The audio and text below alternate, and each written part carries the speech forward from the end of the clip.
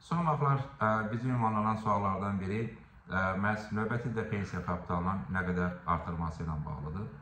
Nəzərə alsaq ki, gələn il həm pensiyalar, həm də pensiya kapitalının indeksləşdirilməsi nəzərdə tutulur. Əmək pensiya haqqında qanuna əsasən pensiyalar əvvəlki ildə orta aylıq əməkdəki artım faizinə uyğun olaraq indeksləşdirilir. Yəni bu demək ki, növbəti ildən etibarən pensiyalar, bütün növ pensiyalar 2025-ci ildə orta aylıq artım faizinə, əmək haqqlardakı artım faizinə uyğun olaraq indeksləşdirilərək artırılacaq. Bu kontekstdən təbii ki, artıq növbəti ildən etibarən həm yaşa görə əmək pensiyası, həm eyni zamanda əlilliyə görə əmək pensiyası və ailə başçını itirməyə görə əmək pensiyası olan vətəndaşlarımızın pensiya məbləğində artımlar olacaq və bu artımlar yanvar ayından etibarən tətbiq olunacaq. Bu təxminən 1.100.000 vətəndaşımızı əhatə edəcək. Pensiya kapitalında artımlarla bağlısa, pensiya kapitalı əvvəlki ildəki inflyasiya səviyyəsinə uyğun olaraq indeksləşdirib artırılır.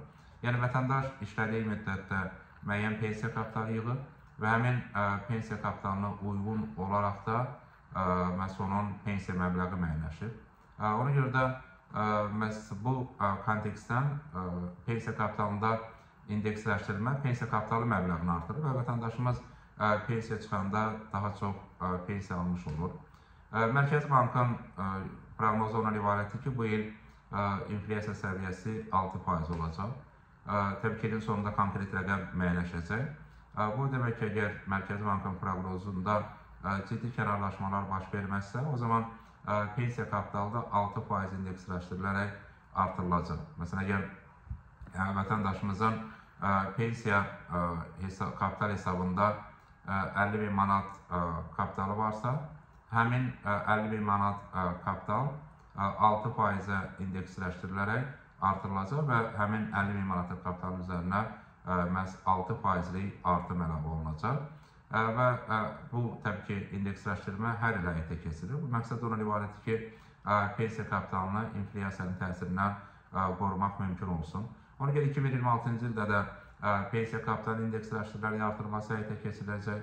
Bu da təbii ki, pensiya kapitalı və xüsusən də daha çox yığım olan vətəndaşlarımızın pensiya kapitallarının qiymət artımlarının qorunması və onun reallığının qorunması baxımından vacibdir. Çünki nəticə etibarən bu pensiya kapitalında artımları və bu artımlar nəticəsində isə vətəndaşımızın pensiya yaşı tamam olan zaman daha çox pensiya almasına gətirib çıxaracaq. Bu baxım təbii ki, növbəti ildən etibarən yalnız pensiyalarda deyil, eyni zamanda pensiya kapitalında da indeksləşdirmə olacaq.